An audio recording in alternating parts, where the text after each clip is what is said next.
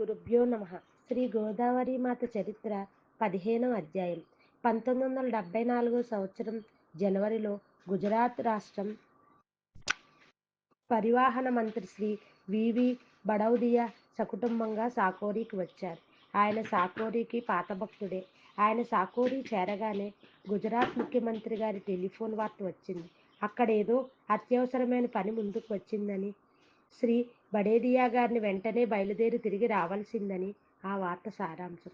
శ్రీ గోదావరి మాతాజీని దర్శించటం కానీ అనుమతి పొందటం కానీ జరగలేదు కనుక బడోదియా గారు గమ్మున ఊరుకున్నారు. నిర్ణీత సమయానికి శ్రీ బడోదియా శ్రీ గోదావరి మాతాజీ దర్శనానికి వెళ్ళారు. ఆయన సకుటుంబంగా వచ్చినందుకు శ్రీ గోదావరి మాతాజీ చాలా సంతోషించినారు. ప్రేమాదరాలతో అత్యంత వాత్సల్యంతో శ్రీ గోదావరి మాతాజీ ఆ కుటుంబ సభ్యులందరితోనూ చాలా ఆప్యాయంగా మాట్లాడారు. ఇట్లా కొంతసేపు గడిచిన తర్వాత శ్రీ గోదావరి మాతాజీ సన్నిధి నుండి లేచే ముందు బడౌదియా గారు తనకు వచ్చిన ముఖ్యమంత్రి గారి టెలిఫోన్ వార్త సంగతి చెప్పి తిరిగి వెళ్ళటానికి అనుజ్ఞ వేడారు. కానీ వెంటనే శ్రీ గోదావరి మాతాజీ ఈరోజు పోవద్దు, రేపు వెళ్ళు అన్నారు. శ్రీ గోదావరి మాతాజీ సన్నిధి నుండి బడౌదియా గారు బయటకు రాగానే ఆయన పిఏ వచ్చి ముఖ్యమంత్రి గారు అత్యవసరంగా రమ్మని మరలా ఫోన్ చేయించారు. ఈరోజు రాత్రి బయలుదేరి పోదామా? అక్కడ మన ప్రాంతంలో పరిస్థితి చాలా ఆందోళనకరంగా ఉందట అన్నారు. శ్రీ బడౌదియా శ్రీ గోదావరి మాతాజీ రేపు బయలుదేరి పొమ్మన్నారు. వారి మాటలు నేను జవదాటలేను. భగవంతునికి గోదావరి మాతాజీకి తేడా లేదు అని ప్రశాంతంగా సమాధానం చెప్పారు. ముఖ్యమంత్రి గారికి యథోచితమైన సమాధానం పంపించి ఆ రాత్రి సాకోరీలో ఉండి మరునాడు ఉదయం బడౌదియా గారు అహ్మదాబాదుకు ప్రయాణమైపోయినారు. ఒకానొక ఉత్తరంలో వారు ఈ విధంగా వ్రాశారు. నేను 1956లో సాకోరి ఆశ్రమాన్ని మొదటిసారి దర్శించాను. ఆ రోజు నుండి ప్రతి సంవత్సరం దర్శిస్తూనే ఉన్నాను. భారతదేశమంతటా నేను వివిధ ప్రాంతాలు పర్యటించాను. వివిధ ధార్మిక కేంద్రాలు దర్శించినాను. కానీ సాకోరి వంటి సువ్యవస్థితమైన క్రమశిక్షణం గల క్షేత్రం మరెక్కడా నేను చూడలేదు. ఆ సంవత్సరం జరిగినదే మరొక సంఘటన. మాజీ విత్తమంత్రి డాక్టర్ చింతామణిరావు దేశ్ముఖ్ గారు తన భార్య శ్రీమతి దుర్గాబాయి దేశ్ముఖ్ తీవ్రంగా జబ్బుపడినందున శ్రీ గోదావరి మాతాజీ ఆశీస్సులు కోరుతూ సాకోరికి ఉత్తరం రాశారు. అప్పుడు శ్రీ గోదావరి మాతాజీ సాకోరీలో లేనందున ఆ ఉత్తరాన్ని శ్రీ గోదావరి మాతాజీ ఉంటున్న ముంబై చిరునామాకు త్రిప్పి పంపటం జరిగింది. ఉత్తరం అందుకోగానే గోదావరి మాతాజీ సత్కర్మ ప్రారంభించి తమ ఆశీస్సులతో విభూదిని పంపించారు. చింతామణిరావు దేశ్ముఖ్ గారు ప్రత్యుత్తరంలో నాకు ఈ విధంగా వ్రాశారు. మీ జాబుతో పాటు విభూది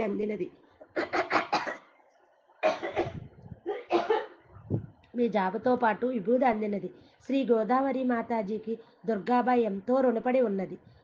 ప్రసాద చిహ్నాన్ని పొరపలాసి అన్నట్లుగా విభూది ప్రసాదం అందకముందే దుర్గాబాయి కోలుకోవటం ప్రారంభించింది. శ్రీ గోదావరి మాతాజీకి మా ఉభయుల నమస్కారాలు అందించగోరెదను. ఇటువంటి సందర్భాన్ని పురస్కరించుకొని శ్రీ గోదావరి మాతాజీ అన్నారు. జనులు ఇక్కడికి వచ్చి ఆరోగ్యం నిమిత్తమే తులదానాది సత్కర్మలు చేస్తుంటారు. ఈ ఆధ్యాత్మిక చికిత్స వేరు, ఆ వైద్య చికిత్స వేరు. మందులు తీసుకోనవసరం లేదని నేను అనను. ఈ రెండూ అవసరమే. రాష్ట్రపతి శ్రీ రాజేంద్ర ప్రసాద్ అస్వస్థులైనప్పుడు నెహ్రూ గారు దేశవాసులందరినీ వారి ఆరోగ్యం నిమిత్తమై ప్రార్థనలు చేయవలసిందని కోరలేదా? కనుక భగవదానుగ్రహం యాచించటం తప్పనిసరి. 1975 సంవత్సరం శ్రీ గోదావరి మాతాజీ జీవితంలో మహత్తరము ముఖ్యము అయిన సంవత్సరం. ఆ సంవత్సరం శ్రీ గోదావరి మాతాజీ పత్రోత్సవాలు పెద్ద ఎత్తున వైభవోపేతంగా జరిగాయి. ఉత్సవాలు జరిగిన 14వ రోజు ప్రారంభమై 21 దాకా ఒక వారం రోజులు సాగాయి. భారతదేశం వివిధ ప్రాంతాల నుండి సాధు సంతులు, సన్యాసులు చాలామంది వచ్చారు. బిరారు నుండి గులాబ్ బాబా, నాగపురం నుండి విజయబాబా విచ్చేసినారు. కామ్గావ్ నుండి పాంచలేగాంస్కర్ మహారాజు, కాన్హాగండ నుండి శ్రీకృష్ణ మాతాజీ గారు గోదావరి మాతాజీకి దీర్ఘాయురారోగ్యాలు ఆకాంక్షిస్తూ సందేశాలు పంపించారు. గోదావరి మాతాజీ విత్తమంత్రి శ్రీ చింతామణిరావు దేశ్ముఖ్ కూడా సందేశం పంపించారు.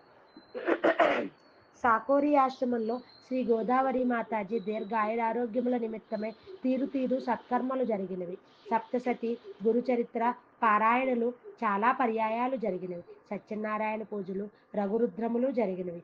మహామృత్యుంజయ జపము కుమారికా పూజనము జరిగినవి. అన్నదానం చాలా పెద్ద ఎత్తున జరిగింది. యథాప్రకారం సంక్రాంతి పండుగ ఆనందోత్సాహాలతో జరిగింది. కన్యకలు సూర్యయజ్ఞం చేసినారు. వివిధ వస్తు సంబరాలతో తులాదానములు జరిగినవి. కొబ్బరికాయల రాసులు బెల్లం అచ్చులు ప్రోగుపడినవి. ఇంకా శ్రీ గోదావరి మాతాజీ తల్లి జీజీ గారికి వయోవృద్ధులైన వాఘే గారికి కూడా తులాభారములు జరిగినవి. తులాభారం దృశ్యాలు నయనాభిరామంగా ఉండినవి. ఒకనాడు వేద సదస్సు జరిగింది. వివిధ ప్రాంతాల నుండి వేద పండితులు వచ్చినారు. 4 వేదాల నుండి మంత్రాలు పఠించినారు. వేదగోష్ఠి తరువాత ఆ పండితులు శ్రీ గోదావరి మాతాజీకి దీర్ఘాయురారోగ్యములకై వైదిక మంగళాచరణం చేసినారు. శ్రీ గోదావరి మాతాజీ వేద పండితులకు ధనము నూతన వస్త్రాలు నారికేళములు పంచారు. వేదమూర్తి శ్రీ గార్గే శాస్త్రి గారు తమ అభిప్రాయాలు ఒక ఉత్తరంలో ఈ విధంగా తెలిపారు. మేము ఉపాసనీ మహారాజుల వారికి నాసిక్ క్షేత్రంలో ఉపాధ్యాయులం. కానీ ఈనాడు పరిస్థితి తారుమారైనది. మేమే శ్రీ ఉపాసనీ మహారాజులకు శిష్యులమైనాము. పరంపరాయ శ్రీ గోదావరి మాతకు కూడా శిష్యులమైనాము. ఆశ్రమంలో పూజారి నిత్య కార్యక్రమాలు నియమం ప్రకారం ప్రారంభమై సక్రమంగా శాస్త్రోక్తంగా నిర్ణీత కాలానికి ముగుస్తున్నవి. యజ్ఞాదులు శాస్త్రవిధిని అనుసరించి చక్కగా జరుగుతున్నది. వేదమంత్ర పఠనం సుస్వరంగా సాగుతున్నది. వేదాలకు వేద పండితులకు ఇక్కడ ఘనమైన ఆదర గౌరవాలు ఉన్నవి. కన్యకులు తదేక చిత్తంతో హృదయపూర్వకంగా యజ్ఞం చేస్తున్నారు. కన్యకుల సహకారం మాటలకు అందనిది. యజ్ఞం చేస్తున్నప్పుడు ఒకరితో ఒకరు ఒక్క మాట అయినా పలకరు. ఇక్కడ వేద పండితులకు జరిగే మర్యాద వేరే చోట్ల ధన సమృద్ధి గల సంస్థల వారు కూడా చేయలేరు. బ్రహ్మాదివాసులైన సంతుల మహత్వం భగవంతుని కంటే గొప్పదని వారి పావిత్ర్యము తపస్సు జగములను ఉద్ధరిస్తాయని వేదశాస్త్రాలలో ప్రమాణం ఉంది. శ్రీ ఉపాసనీ మహారాజుల యొక్కయు శ్రీ గోదావరి మాత యొక్కయు అనుగ్రహం ఆశీస్సులు మేము ఎల్లప్పుడూ కాంక్షిస్తుంటాం. నాసిక్ ఇట్లు 22/1/1975 ఇట్లు ఘనాపాటి ఏకనాథ రంగనాథ గార్గే శాస్త్రి. ఒకనాడు సాంస్కృతిక సమ్మేళనం కూడా జరిగింది. పూనా వాస్తవ్యులు పండిత వసంతరావు గాడ్గిల్ దీనికి సంయోజకులు. ఐరోడా వాస్తవ్యులు పండిత బదరీనాథ శాస్త్రి అధ్యక్షులు. పూనా వాస్తవ్యులు పండిత వెంకట శాస్త్రి జోషి, సుభద్రాతాయి మొదలైన ఆశ్రమం కన్యకలు ఈ సమ్మేళనంలో పాల్గొన్నారు. ఇదీ కాక భజన సంకీర్తనలు హరికథాగానములు జరిగినవి. శ్రీమతి స్టోన్ సౌరాష్ట్ర, శ్రీ జస్వంత కులకర్ణి ముంబై కార్యక్రమాలు చాలా ఆనందదాయకంగా ఉన్నాయి. శ్రీమతి రాజకుమారి ప్రభావతి రాజే గారి వంశోధనాత్మకము ఆలోచనాత్మకములైన ఉపన్యాసాలు పండితులు తలలూపించినవి. భిన్న మతాలకు చెందిన చలనచిత్ర ప్రదర్శనలు కూడా జరిగినవి. ఈ సందర్భంలో ఉచిత దంత చికిత్స శిబిరం కూడా ఏర్పాటు చేశారు. రాజకోట వాస్తవ్యులు డాక్టర్ లాభాశంకర్ శుక్లా గారు దీని నేతృత్వం వహించారు. జనవరి 14-17 మధ్య ఈ శిబిరంలో దాదాపు 500 మందికి ఉచిత దంత చికిత్స జరిగింది. అదే సమయంలో ఒక నేత్ర చికిత్స శిబిరం కూడా నిర్వహించారు. బాలాసాహెబ్ విఖే గారు దీనిని ప్రారంభించినారు. దాదాపు 100 మందికి కంటి శుక్లాల శస్త్రచికిత్స జరిగింది. డాక్టర్ తాంబే, డాక్టర్ కావి గారు శస్త్రచికిత్సలు చేశారు. అడ్వకేట్ భమేరే, డాక్టర్ గంగాధర శాస్త్ర బుద్ధే, డాక్టర్ దేశపాండే మొదలైన వారు ఈ శిబిరం విజయవంతం కావడానికి తోడ్పడినారు. షిరిడీ సంస్థానం కోర్టు రిసీవర్ శ్రీ పాఠక్ గణేష్ సహకార సర్కార కర్మాగారం సంచాలక మండలి వారు దీనికి సహాయం చేశారు. నేత్ర శిబిరం ముగిసిన తరువాత శ్రీ మాతాజీ ఈ శిబిర నిర్వహణలో తోడ్పడిన వారందరికీ సన్మానం చేశారు. సందర్భోచితంగా పెద్దలు ఉపన్యసించారు. షిరిడీ సంస్థానం కోర్టు రిసీవర్ శ్రీ పాఠక్ గారు సాకోరి సంస్థానం వారు నా చెంతకు వచ్చి నేత్ర చికిత్స శిబిరానికి వీలైనంత సహాయం చేయవలసిందని నన్ను కోరారు. అయితే ఆనాడే నా ఇష్టదైవం సాయిబాబా కలలో కనపడి ఇది నా మనుమరాలి కార్యం కనుక నీవు చేయవలసినదంతా తప్పక చెయ్యాలి అని ఆదేశించినారు అని గద్గత కంఠంతో అశ్రుపూరిత నేత్రాలతో ఉపన్యసిస్తుంటే శ్రోతలకు గగుర్పాటు కలిగింది. కనులు చెమ్మగిల్లినవి. ఈ వ్రతోత్సవాలను పురస్కరించుకుని ఆశ్రమం పక్షమున ఇంగ్లీషు, హిందీ, మరాఠీ భాషల్లో స్మారికలు వెలువడినవి. మహారాష్ట్ర పత్రిక ప్రత్యేక సంచికను ప్రకటించినది. రుద్రవాణి పత్రిక సంపాదకులు శ్రీ కిర్లోస్కర్ గొప్ప సంపాదకీయం వ్రాసినారు. ఈ విధంగా శ్రీ గోదావరి మాతాజీ పత్రోత్సవాలు వైభవోపేతంగా అశ్రుతపూర్వంగా జరిగినవి. ఆనాటి పవిత్ర స్మృతుల అసంఖ్యాక భక్తజనుల హృదయ ఫలకాలపై చెరగని ముద్రలు నిలిచిపోయినవి.